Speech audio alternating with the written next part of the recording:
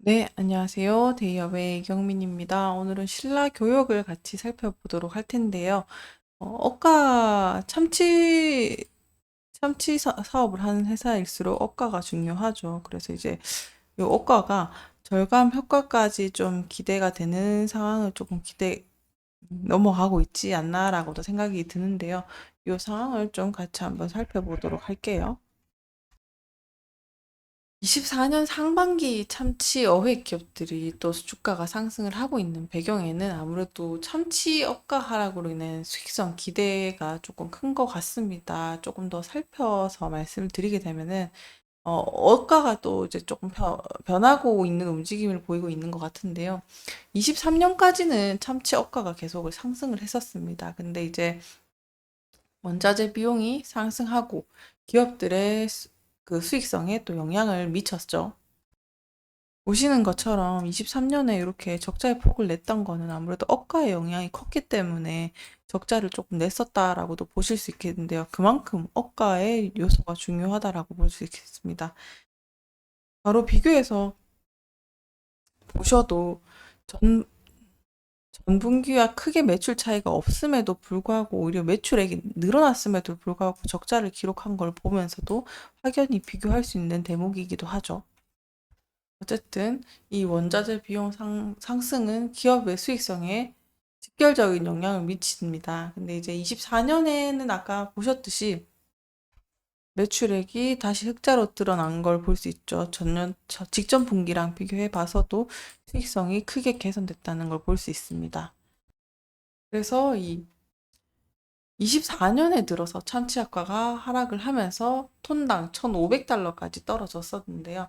이 참치 어획 기업들한테는 원가 절감의 기회를 제공한다고 볼 수 있겠죠. 그래서 영업 개선에 영업 개선, 영업이익 개선으로 이어졌다라고도 정리할 수 있겠습니다. 또 더불어서 이제 수익성 개선에 이끌 수 있는 요인 중에 원자재 비용도 줄었던 게 또 있고요. 또 기업들이 그걸 통해서 낮은 비용으로 더 많은 수익을 올릴 수 있게 됐다는 것도 이어서 같이 생각할 수 있겠는데요. 그래서 보시는 것처럼 이 신라 교육이 실적 모멘텀과 함께 그리고 억가의 하락과 함께 아무래도 이것도 K푸드의 동력은 분명히 있겠지만 그래도 그런 반등의 요소도 분명히 작용하지 않았나라고도 생각이 듭니다. 더불어 이제 억가 같은 경우는 이제 원달러 환율 상승도 빠뜨릴 수 없는 요소 중에 하나인데요. 원달러 환율이 상승을 하면서 외화 수입도 원자재 비용이 상대적으로 또 저렴했다고도 볼 수도 있겠습니다. 이 외화 자산이 많은 기업들에게 유리하게 작용을 하겠죠. 원자재 비용이 절감에 기여할 수 있었다. 이렇게 또 해석을 해주실 수 있을 것 같고, 또 더불어서 경유 가격의 하락도 요인을 꼽을 수 있을 것 같은데요. 경유 가격이 하락하면 또 어선 비용이 또 절감이 되겠죠. 그래서 경유는 참치 어획에서 필수한 연료라서 이런 경유의 하락도 마찬가지로 원가 절감에 상당히 중요한 비중을 차지하는 요소라고 생각을 해주시면 됩니다. 따라서 다시 한번 정리해서 말씀드리면 이 신라 교역이 참치 억가 하락으로 원가 절감 효과를 본 덕분에 아무래도 영업이익이 흑자 전환으로 또 이어질 수 있었고 주가 상승으로 이어지지 않았나라고도 생각이 듭니다. 일단 흑자 전환을 하게 되면은 기업과 그 주가에 그 투자자에 있어서 긍정적인 신호를 주는 거는 확실하니까 그런 것도 살펴주실 수 있겠죠. 그리고 과거에 21년도죠. 참치 효과가 한 차례 상승을 했던 이슈가 있었습니다. 아무래도 이 부분이 될 것 같은데요. 이 당시에 참치 효과가 상승세를 보이면서 관련 기업들이 또 수익성이 한 차례 악화된 적이 있었습니다. 또 최근에 억가 하락과 같은 상황에서는 또 기업들의 수익성이 개선될 수 있는 패턴이 보일 수 있겠죠. 더불어서 이렇게 신라 교역의 주가가 상승을 한 이후에는 K푸드라는 모멘텀을 절대 빠뜨릴 수가 없을 것 같은데요. 그 아무래도 사조 산업의 냉동김밥과 관련해가지고 뭐 이제 냉동김밥 수출 확대랑 이런 것들이 동반되면서 주가 상승을 좀 경험을 했다 이렇게 볼 수 있겠고 신라 교육에도 이렇게 유사한 상황을 같은 모멘텀으로 끌고 가지 않았나 식품 테마로 같이 묶여서 올라갔다라고 보시면 될 것 같습니다.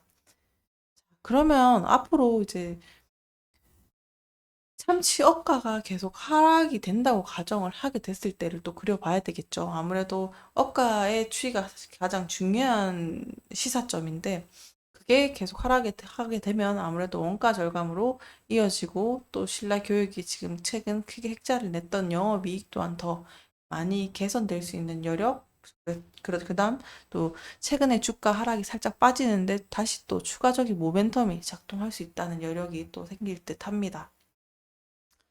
그리고 또 냉동김밥이 최근에 계속 또 확대가 되고 있죠. 뭐 신라교육 수익성 또한 또 증가할 수 있는 요소가 충분히 될 수 있기 때문에 그래서 이 냉동김밥 시장이 확대가 되면은 신라교육의 수익성 또한 증가할 수 있다. 이렇게 보시면 될 것 같습니다. 어쨌든 이 참치김밥 이렇게 인기를 끌어주고 매출 증대까지 이어준다면은 충분히 또 모멘텀이 작동을 할 수도 있습니다.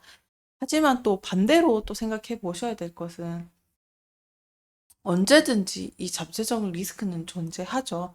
이제 억가의 변동성을 또 첫 번째로 꼽을 수밖에 없는데 이 억가가 잘 자리가 잡아가고 있다가 또 예상외로 갑자기 확 급등을 해버린다. 이렇게 되면 또 이게 원가의 상승으로 인해서 수익성에 부정적인 영향을 미칠 수 있겠죠. 더불어서 이제 마지막으로는 글로벌 경제 불확실성을 또 꼽을 수 있겠는데요. 무역, 무역이나 이런 외교적인 문제, 그다음에 외부적인 문제, 그리고 전쟁 상황이 지금 또 계속 불안정성을 또 더하고 있는데요. 그런 것들이 충분히 또 기업 실적에 영향을 미칠 수 있는 요인이기 때문에 유가의 동향도 전체적으로 잘 살펴봐야 되겠고, 그런 추이를 잘 살펴보셔야 된다라는 말씀을 드리고 싶습니다. 이 상황에 대해서 다시 정리를 해보면 24년 상반기에는 참치 어획 기업들이 억가 하락으로 인해서 원가를 절감을 했고 또 수익성 개선 기대감 덕분에 또 주가가 상승을 했다는 것을 절대 배제할 수 없다.